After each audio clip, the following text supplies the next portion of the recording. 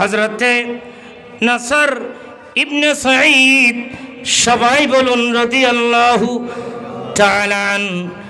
ওনার থেকে বর্ণনা, তিনি বলেন আমার নবী ইরশাদ করলেন, উম্মত শাবান মাসের 13 তারিখের রাতে তাহাজ্জুদের সময় আমি নবীর কাছে আল্লাহর পক্ষ থেকে সৈয়দুল মালাইকা জিবরাইল আলাইহিস সালাম তশরিফ আনলেন। এনে বলতেছেন, ইয়া মুহাম্মদ, ইয়া রাসূলুল্লাহ, আপনি উঠুন, আপনি আপনার প্রভুর ইবাদত করুন। আমার নবী বলেন, আমি উঠলাম, আল্লাহর ইবাদত করলাম, আল্লাহর কাছে আমার উম্মতের গুনাহ মাফ চাইলাম। সৈয়দুল মালাইকা জিবরাইল আলাইহিস সালাম বলেন, ইয়া রাসূলুল্লাহ, ইয়া হাবিবাল্লাহ, আপনি আর কাঁদবেন না, আল্লাহর পক্ষ থেকে সুসংবাদ এসেছে। আল্লাহ পাক রব্বুল আলামিন আপনার সমস্ত গুনাহগার উম্মতের 3 ভাগের 1 ভাগের গুনাহ মাফ করে দিয়েছে। উচ্চ স্বরে বলুন না সুবহানাল্লাহ। ফাবাকান নবিয়্যু সাল্লাল্লাহু আলাইহি ওয়াসাল্লাম এ সংবাদ যখন দিলেন, আমার নবী কান্নাকাটি আরম্ভ করলেন, কাঁদতেছেন, ও জিবরিল, আমার উম্মতের 3 ভাগের 1 ভাগ মাফ করেছে আল্লাহ, আর 2 ভাগের অবস্থা কি হবে? আর 2 ভাগ গুনাহগার উম্মতের অবস্থা কি হবে? জিবরিল রে, আমাকে সংবাদ দাও। জিবরিল বলেন, ইয়া রাসূলুল্লাহ, লা আদরি, এটা আমি জানি না। আমাকে আল্লাহ বলেছেন আপনার সমস্ত গুনাহগার উম্মতের 3 ভাগের 1 ভাগের গুনাহ মাফ করে দিয়েছে। আমার নবী কাঁদতেছেন, কাঁদতে কাঁদতে হাত্তাল ফজর, হাত্তা সাবা, ফজর হয়ে গেল। পুরো দিনও কাঁদলো, কাঁদতে কাঁদতে কাঁদতে এবার 14 তারিখের রাত আসলো, গভীর রাত হলো, তাহাজ্জুদের সময় হলো। আমার নবীর কাছে জিবরিল আমিন আবার আসলেন, ইয়া রাসূলুল্লাহ, ইয়া হাবিবাল্লাহ, আমাকে আল্লাহ পাঠিয়েছেন, আপনি আর কাঁদবেন না। আল্লাহ এই ওয়াদা দিয়েছেন, আল্লাহ আপনার গুনাহগার উম্মতের 3 ভাগের 2 ভাগের গুনাহ মাফ করে দিয়েছে। সুবহানাল্লাহ। আমার নবী বলেন, ও জিবরিল, 3 ভাগের 2 ভাগ মাফ করে দিল, আর 1 ভাগ তো রয়ে গিয়েছে, আমার উম্মতের কি ফয়সালা হবে? আমার উম্মতের কি হবে? আমাকে বলো। জিবরিল বলেন, ইয়া রাসূলুল্লাহ, আমি পারি না, আমি জানি না। আল্লাহ এটাই বলেছেন। আমার নবী 14 তারিখের রাত সারা রাত কাঁদলো, ফজর হলো, পুরো দিন কাঁদলো, কাঁদতে কাঁদতে শাবান মাসের 15 তারিখের রাত শুরু হলো।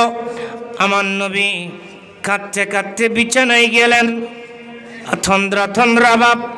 জিবরাইল আলাইহিস সালাম আমার নবীকে ডাক দিলেন, আমার নবীর দরবারে এসে বললেন, সালাতুস সালাম পেশ করলেন।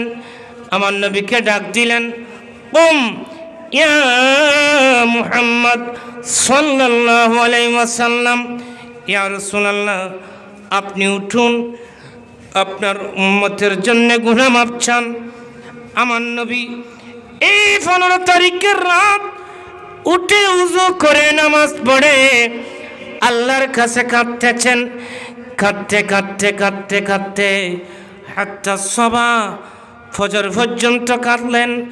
আল্লাহর পক্ষ থেকে সৈয়দুল মালাইকা জিবরাইল আলাইহিস সালাম তশরিফ আনলেন। এনে আমার নবীকে সুসংবাদ দিলেন, ইয়া রাসূলুল্লাহ, ইয়া হাবিবাল্লাহ, আপনি আর কাঁদবেন না, আর কাঁদতে হবে না। আল্লাহ সুসংবাদ দিয়ে দিয়েছেন, আল্লাহ আপনার সমস্ত গুনাহগার উম্মতের গুনাহ মাফ করে দিবে। সুবহানাল্লাহ। আর জোরে বলুন না সুবহানাল্লাহ। रहमत वाला आया नबी है, दो में मची है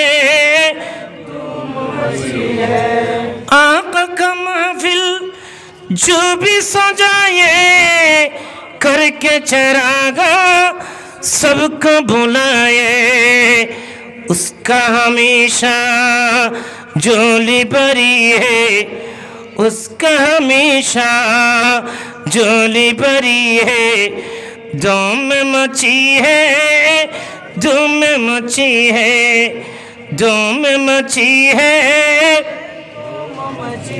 এতটুকুতে শেষ নয় এত লম্বা হাদিস আমার নবী বলতেছেন হে আমার উম্মত জিবরাইল আলাইহিস সালাম 15 তারিখের রাতে এই সুসংবাদ যখন দিলেন আমি সিজদার থেকে সরে পাক তুললাম সিজদার থেকে সরে পাক তুলে আমি দেখতে পেলাম প্রথম আসমান থেকে আরশে আজিম পর্যন্ত সমস্ত ফেরেশতারা আল্লাহর দরবারে সিজদায় পড়ে পড়ে কাঁদতেছে সুবহানাল্লাহ প্রথম আসমান থেকে কি পর্যন্ত আরশে আজিম পর্যন্ত সিজদায় পড়ে কাঁদতেছে কি জন্যে লি উম্মতি মুহাম্মাদিন আলাইহিস সালাতু ওয়াস সালাম আমি নবীর উম্মতের গুনাহ মাপ চেয়ে চেয়ে এই শাবান মাসের 15 তারিখের রাতে প্রথম আসমান থেকে আরশ আজিম পর্যন্ত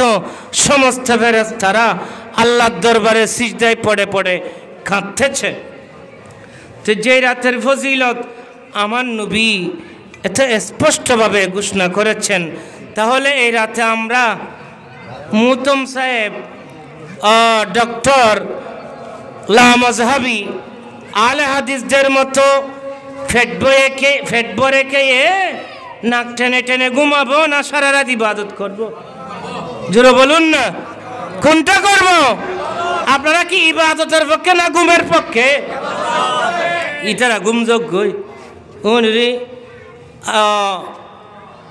দুনিয়া মাসরাআতুল আখিরা দুনিয়া হচ্ছে